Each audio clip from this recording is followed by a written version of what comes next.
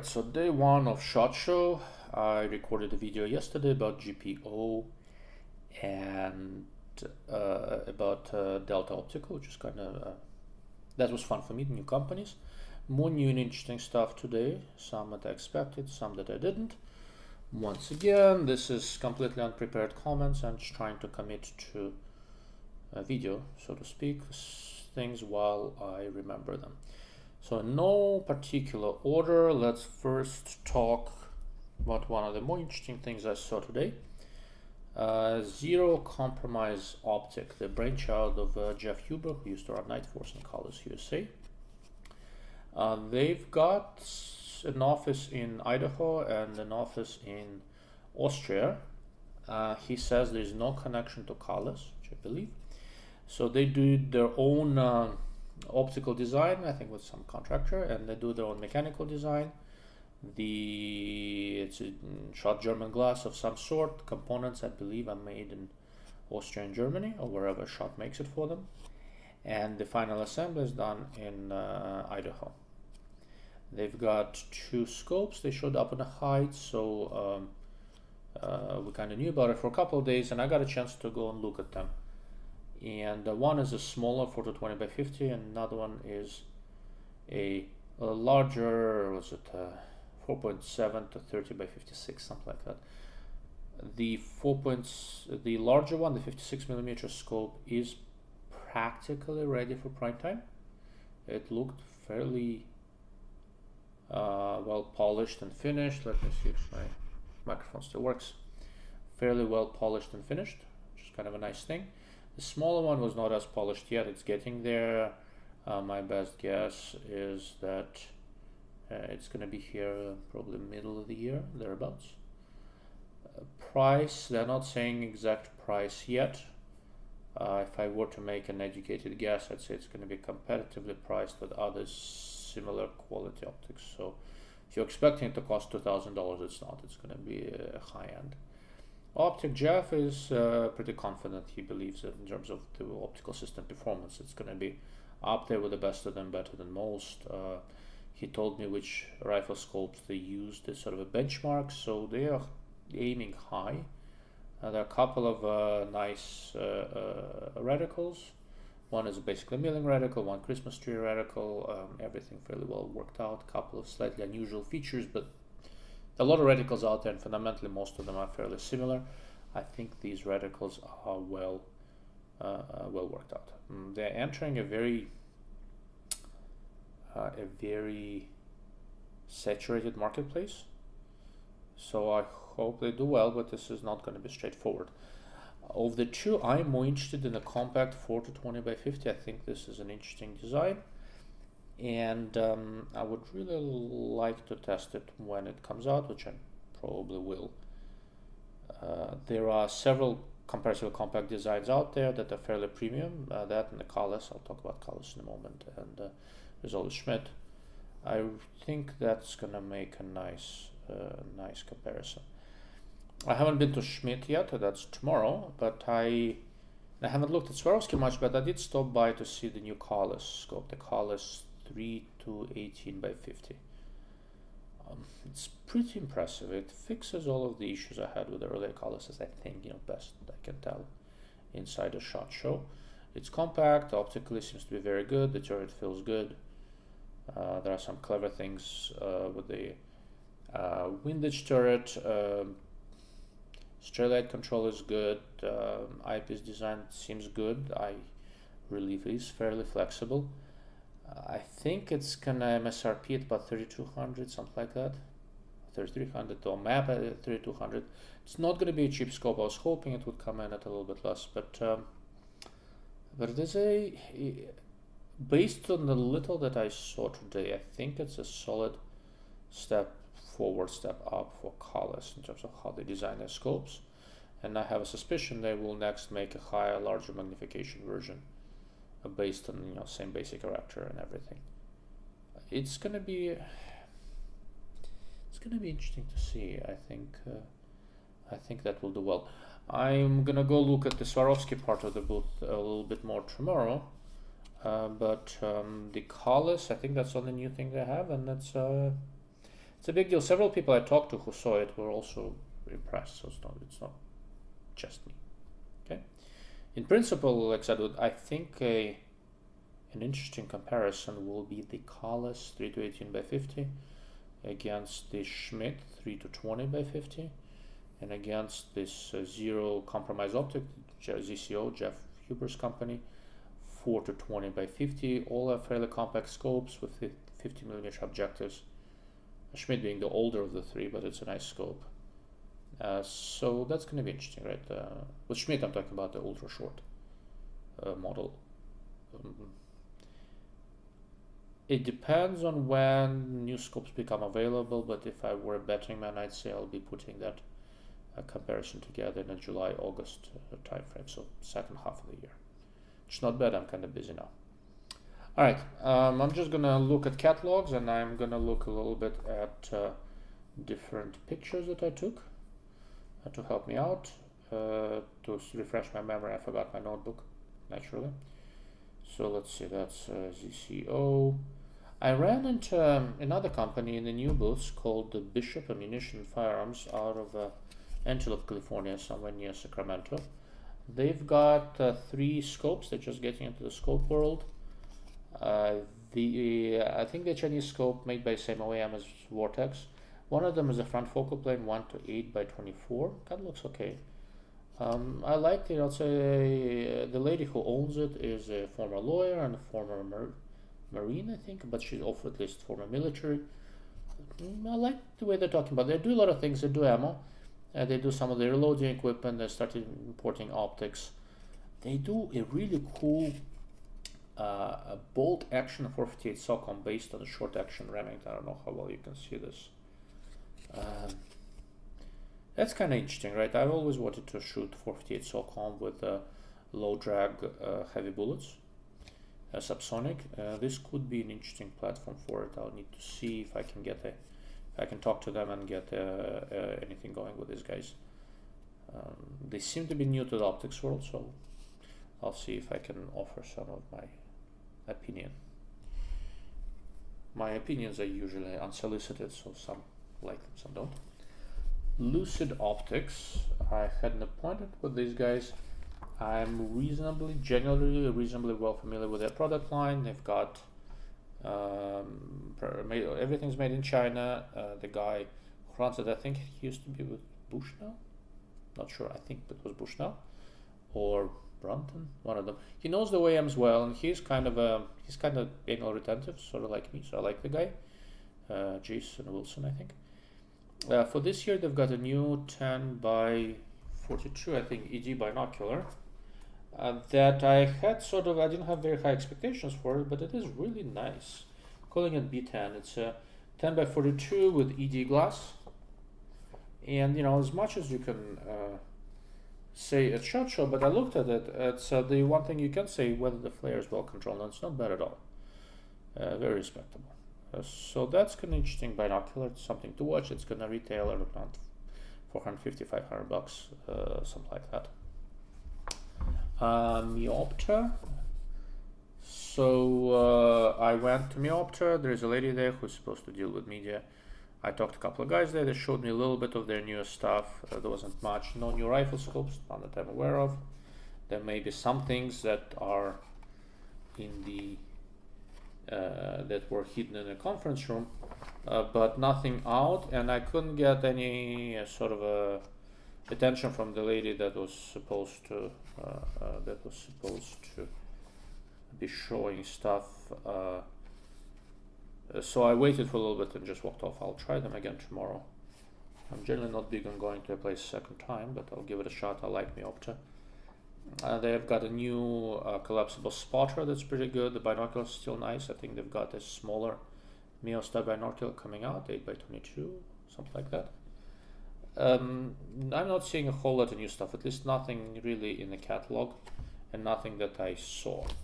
Perhaps they've got something else planned. I'll check it out. But Meopta is just a mysterious company. They are capable of doing really nice stuff. Basic optomechanical quality is very good. They just don't move on it, right? And it's like they are avoiding any of the market segments that are actually growing. intentionally. I don't know, something like that. But anyhow, I may have another update tomorrow. We'll see.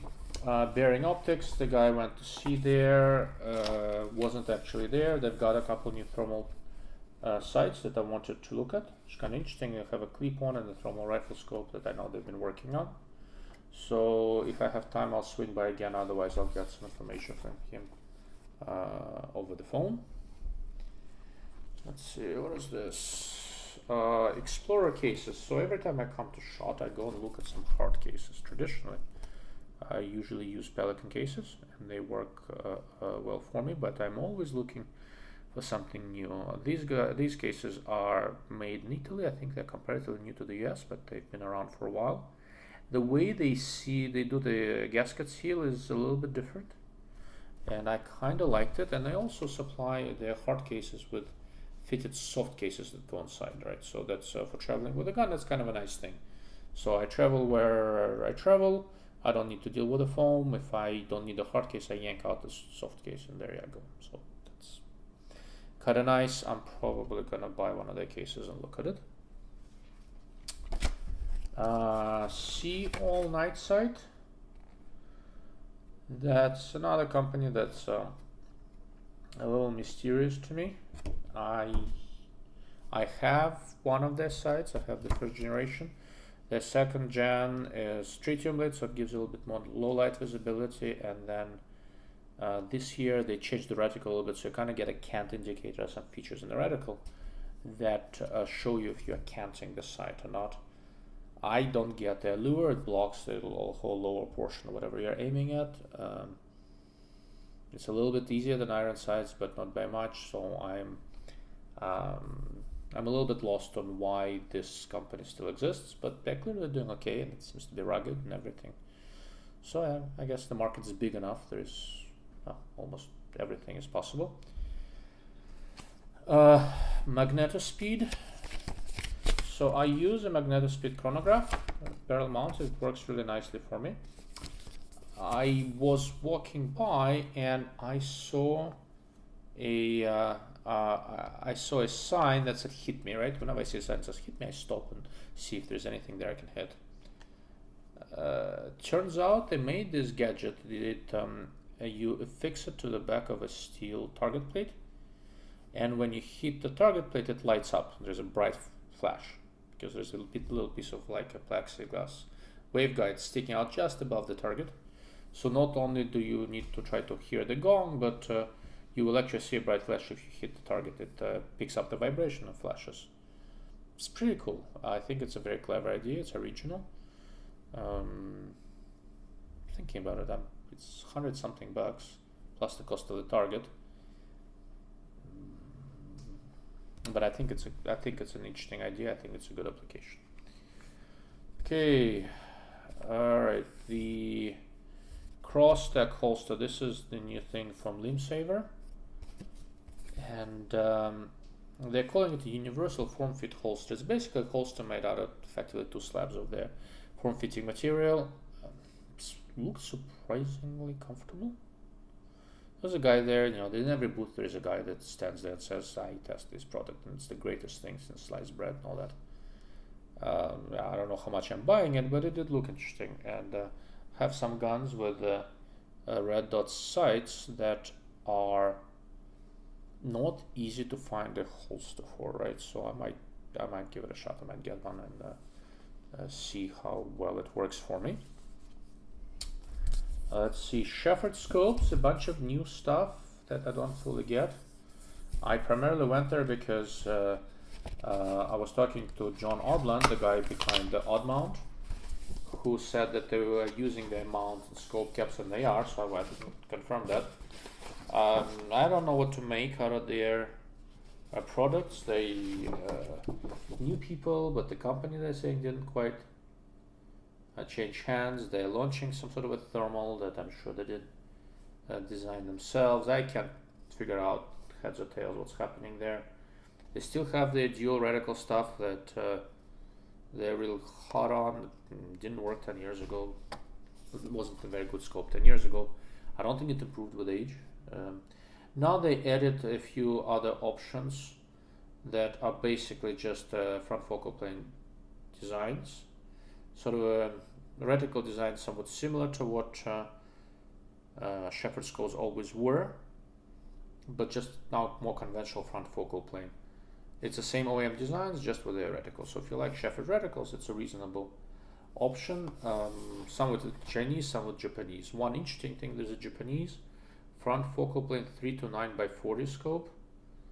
I didn't like the knurling. It was very aggressive knurling on the caps. It kind of cuts your fingers, but there are not that many front focal plane 3 to 9 by 40 scopes, so that was kind of interesting. Shepherd's one of those strange companies I can never quite figure out, what they are and what to do with them. There's a Chinese 4 to 16 by 44. I think I've seen other people use this OEM. In one of their larger scopes, one interesting thing was that they will make you a custom reticle. It's for the 6 to 24 by 50 with 34 millimeter tube. That's this thing, right? And the thing that I don't get, so they made this 34 millimeter tube, 6 to 24 by 50, dual reticle scope and all this stuff, and left the parallax adjustment on the objective. And it's a long freaking scope. If I get into a prone position, I'm not convinced I can reach the front of this scope. It's long. But if you are deeply dissatisfied with all the reticles available, you want something custom made for a cartridge, for about $500, they'll make you your own custom reticle. So maybe it's attractive for someone. Like I said, Meopta as a company puzzles me a little bit, and so does Shepherd. Alright, let's see.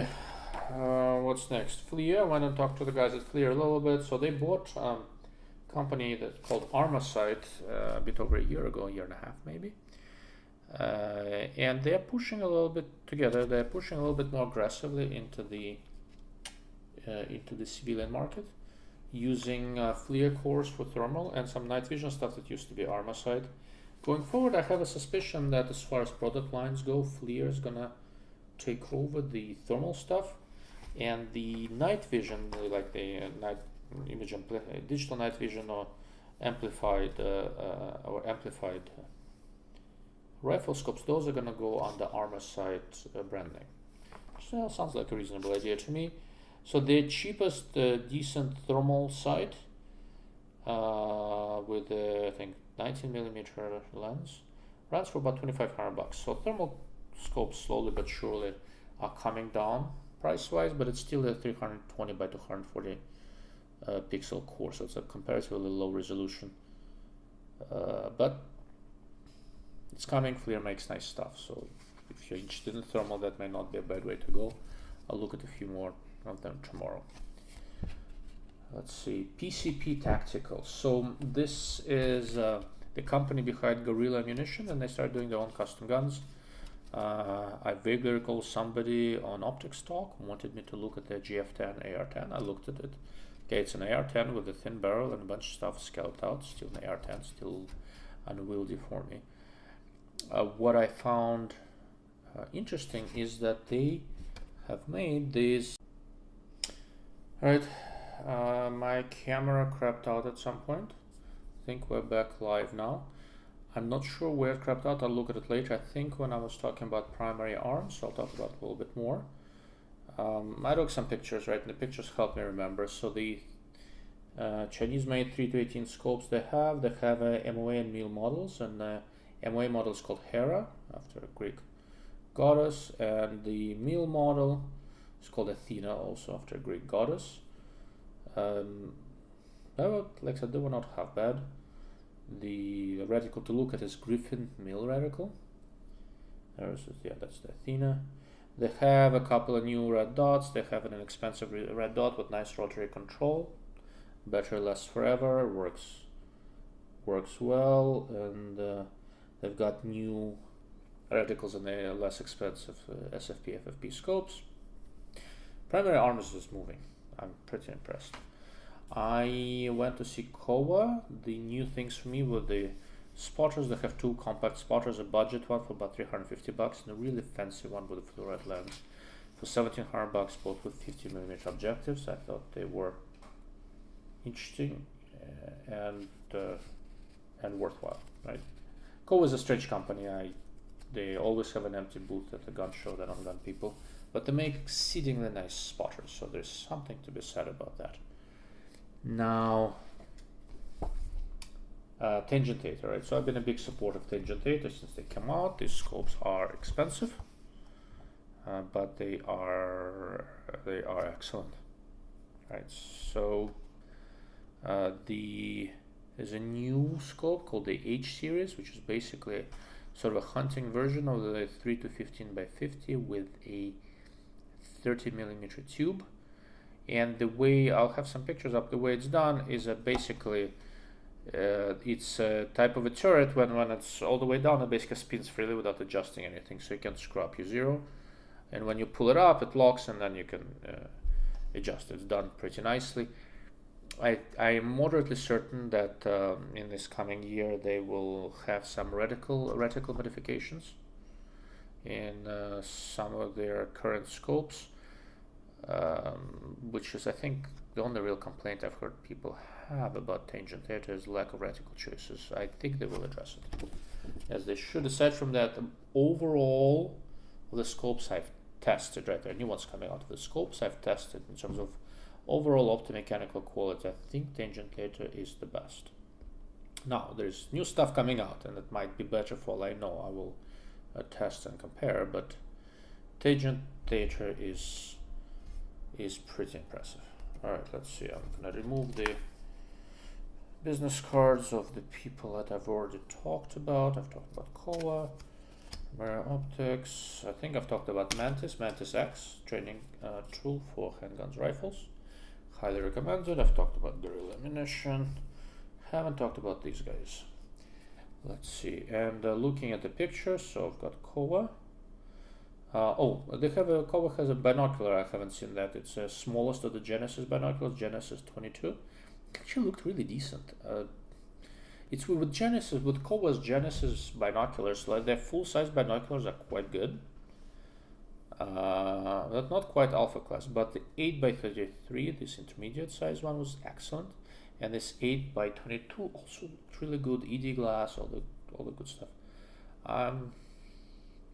It's a little smaller than I typically look at, but I might get one and play with it and see how it works. It folds nicely. It becomes small. It's an interesting piece.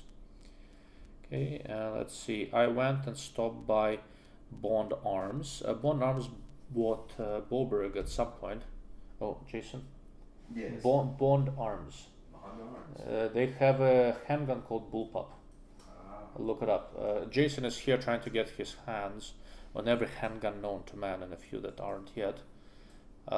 This is the single most unusual viable handgun design I've ever seen. Go check it out. But I did see it, and I put it in my hand. Yeah, well, it was very unique. Very unique. Yeah, so Boberg is an interesting thing. You blow the cartridges into the magazine, bullet first, and the slide strips the cartridge off from the magazine on the way back. So basically you get a longer, compared to a long barrel, and a very short handgun. The trigger is a nice long but very smooth double action, and Bond Arms makes good stuff, so it's kind of interesting. The grip was unusually beefy. I actually can't reach the magazine release without shifting my grip, which is unusual, but once again, I live in California, so I can only look at it, but if I ever move, I'm buying one. It's a really interesting design. Okay. Let's see, I talked about this. Horus Radicals had a booth. I don't know, I'm over Horus. Holosun continues to make their red dot sights. They are expanding the line further. Some new models. They have several models with titanium housings. Theoretically, that's stronger than aluminum, but I'm not sure if it's. I don't think anybody has ever complained about the durability of aluminum housings.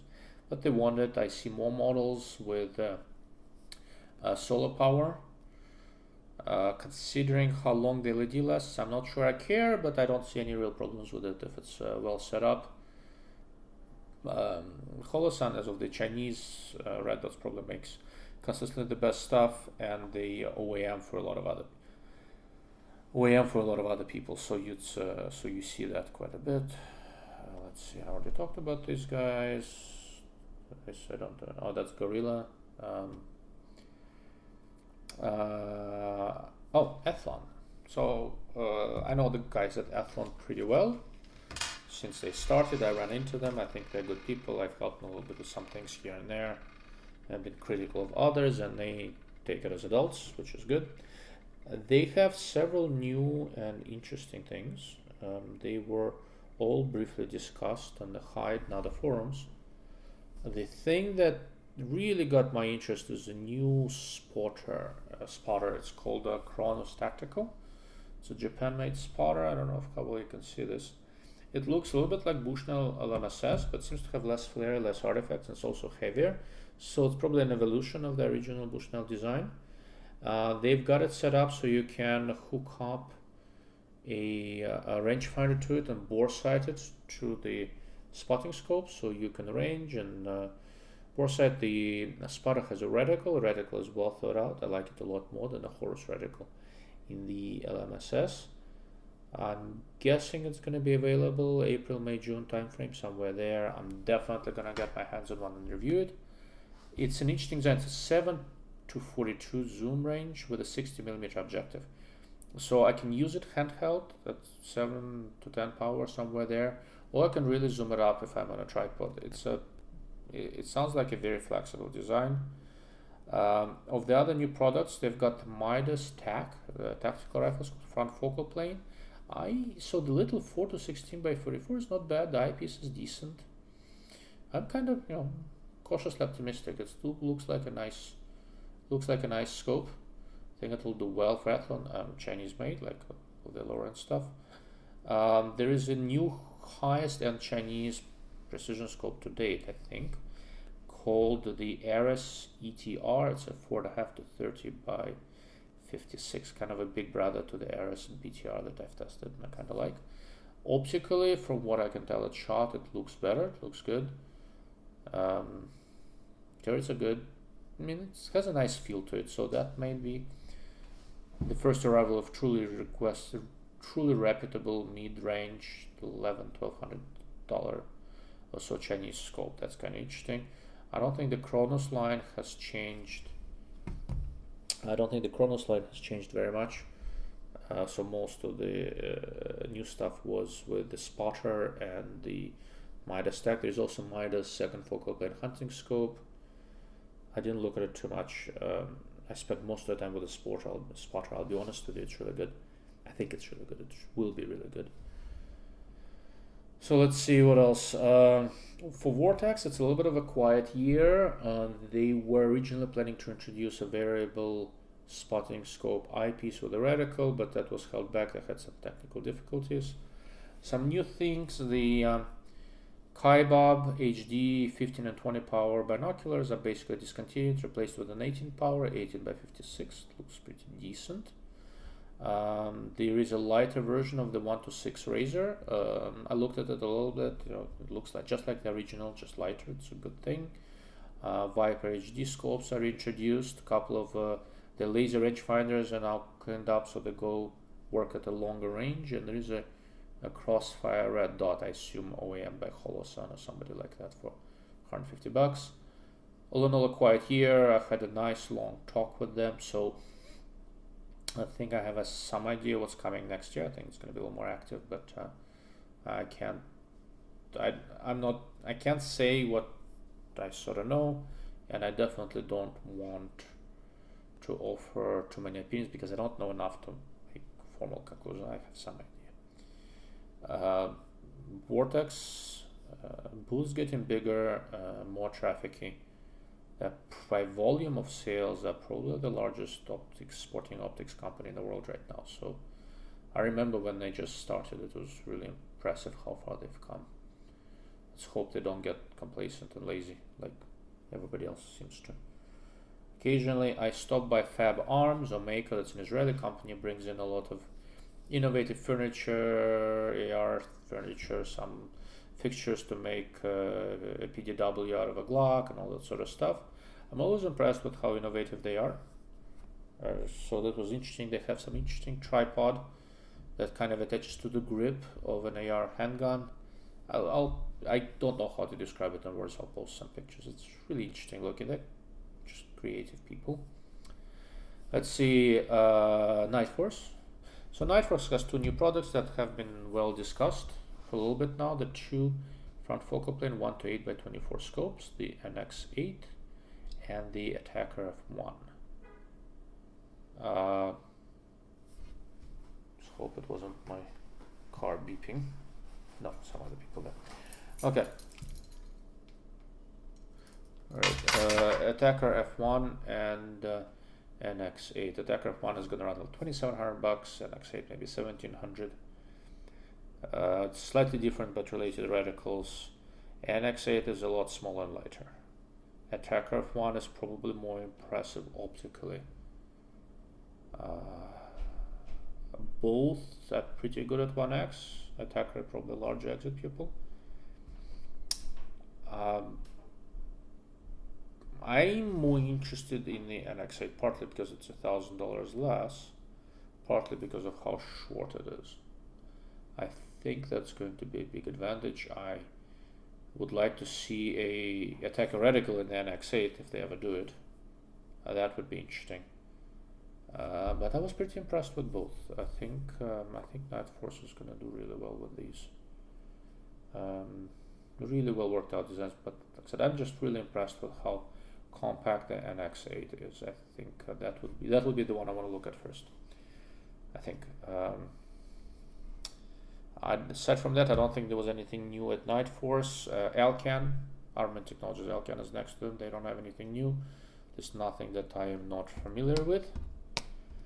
Let's see. I've talked about these guys. I've talked about these guys. I've talked about these guys. US Optics. So US Optics used to be in California. They did the smart thing and bailed out, moved to Montana. They are up and running in production. I've got new 1 to 6 that's being sorted out.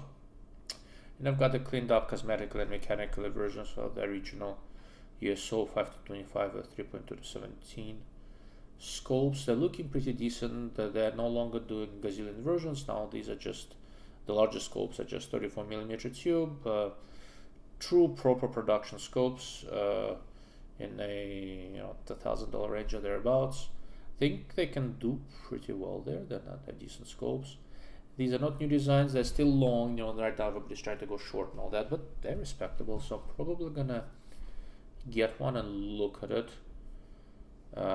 sort of as an example of what they're doing now that they've moved. So I've done a couple of articles on US Optics scopes in the past, and then I stopped. And the reason why I stopped was that I saw so much variation between different samples of the same model that for a guy like me who makes recommendations for people, it was sort of useless to test one. Test one, it may be good, it may be bad, but the next one of the same product, model, everything is going to be nothing like it, right? So I kind of stopped.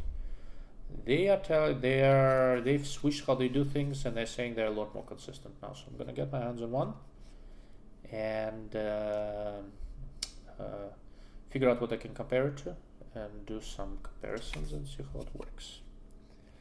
Let's see, Envision Optics. I was kind of looking at some thermal night vision stuff. I know a little bit about these guys from my day job. They know what they're doing. It's a good company. They've got a thermal binocular and a thermal rifle scope, a couple different versions with different lenses, based on a 640 by 480 image sensor for about $5.5 grand, which I think is more or less where this size optics go. It looks pretty good. They have good DSP,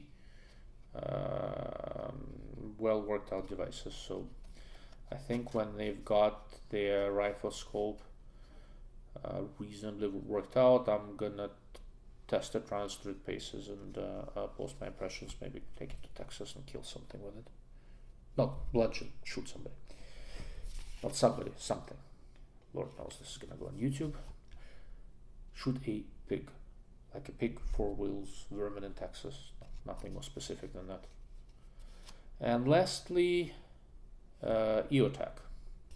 So EOTech caused a lot of hubbub at SHOT with one scope introduction, the quote-unquote short here. The short here is a 5 to 25 by 50 scope with the overall length of, I think, what, 11.8 inches, something like that. And yeah, a weight of right around 30 ounces, 11.2 inches overall length, the weight of around 30 ounces.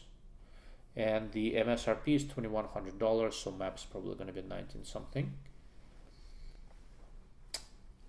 It's a very short scope, and short scopes are difficult to make, right? So I fully expected it to be deeply unimpressive, and I was wrong. It actually looks pretty good. Flare, stray light, and all that stuff looks adequately well controlled. I can't really complain based on the little I can see it shot. The turrets are decent, illumination is decent.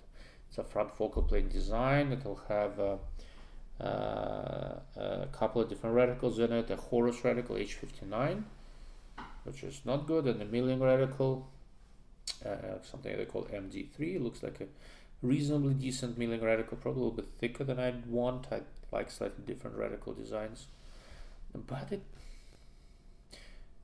if they don't do anything silly, if it actually works well, I think EOTech is going to do well with this. Beyond that, I didn't see anything really new. I think the scope's going to be available about mid-year. I'll try to get my hands on one. The only other new thing at EOTech that I can think of was the some of the holographic sights are now available with a green reticle. Okay, doesn't do anything for me. Some people really prefer green over red. I don't terribly care. I don't like blue. Both green and red work just fine for me. I don't really have any issues with that. Let's see. Hensoldt, nothing new. Hensoldt doesn't do anything new. They might not be there. Shot next year. They don't really do anything for the civilian market. Zeiss is another company that baffles me. So there's new Conquest V4. So they're trying to charge some fair amount of money for 1 to 4x24 scope with an ER-ish looking reticle. I think it's a Japanese-made scopes probably. Like Conquest HD5 was Chinese-made. These V4 and V6 Conquest are Japanese-made. I don't have any problems with it per se, but I was not terribly impressed with how they look and what I saw there. So I don't know what to make of it. The binoculars look good. But none of the Zeiss's new rifle scopes look all that impressive, so I'm hoping they've got something up their sleeve, because I think they're destroying a rather iconic German brand. I mean, they look sufficiently unimpressive where I am not going to try to do an article on one. I don't think it's interesting, right? Remember, I have limited time. I do things that are interesting. So I think that's it. For today, for the most part. I've got a few meetings tomorrow. My highlights today were, so the Kahles scope is interesting. Jeff ZCO Optics ZCO 4 to 20 by 50 is interesting. I really like Athlon's new spotting scope. That's really cool. A lot of interesting things. What I saw at Primary Arms is really interesting. I mean, the company is moving aggressively. So I'll go talk to the Leicas of this world and a few others, Swarovski and Shield Sights and a bunch of other people, Hawk and others tomorrow. And I'll record another video. If you have managed to suffer through the entirety of my ramblings today, you deserve a beer. Good evening.